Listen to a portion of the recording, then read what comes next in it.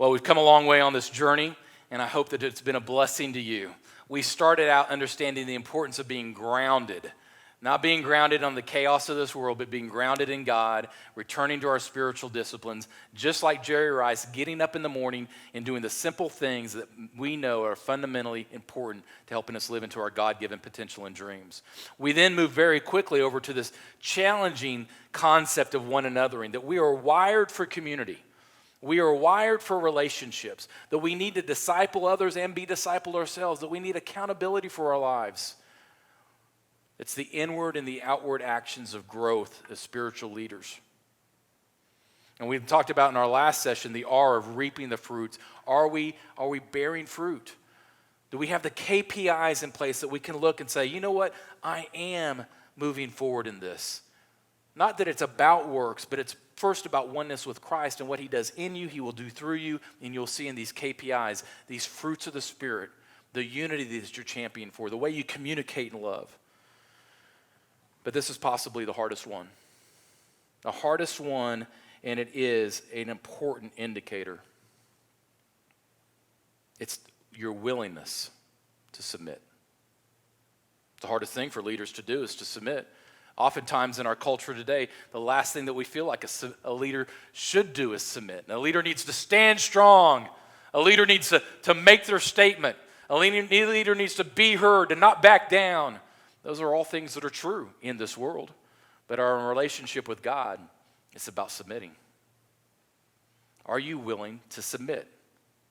John 14:15 challenges us that one way we submit is to obey unconditionally. Whew.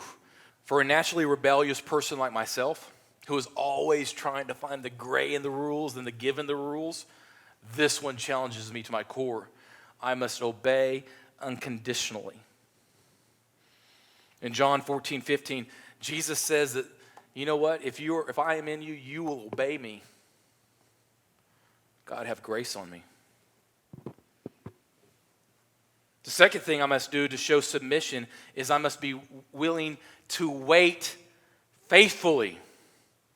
That's another thing that we struggle as leaders to do, right, is to wait. I'm reminded of that scene in Braveheart where all of William Wallace's soldiers are on that battle line, and the English army is charging them on their horses, and they're standing on that battle line with their shields and their swords, and the enemy forces, the horses are trampling, and they're running towards them harder and harder, and all you hear William Wallace saying is, "Hold!" And they're trampling, they're coming faster and faster, more horses with their spears, and these soldiers are standing there, and William Wallace is standing there going, "Hold, hold." They had to wait patiently for the right moment to show their spears so they could overcome. Psalm 46:10 says, "Be still and know that I am Lord." We are not called to every battle in this world.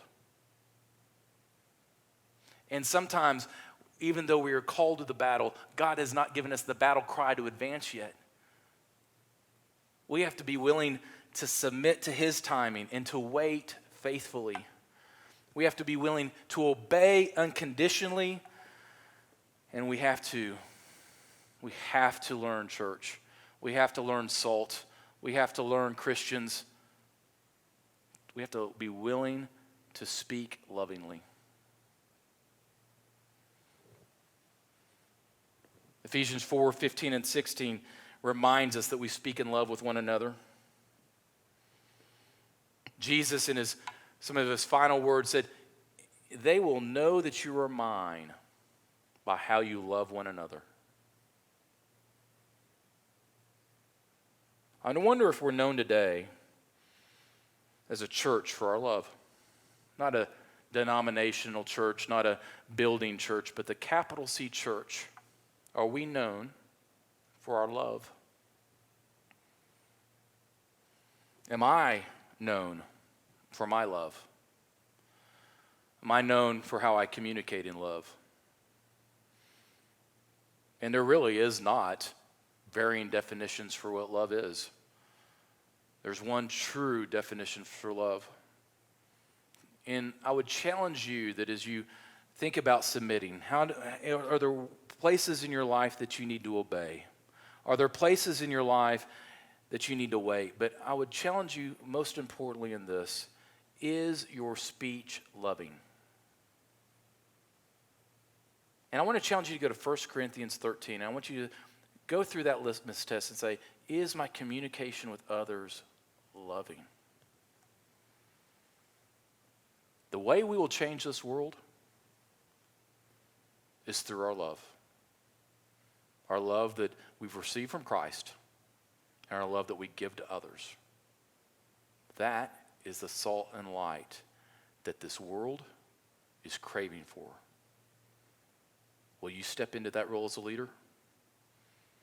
Will you step into that world and in that role as a difference maker?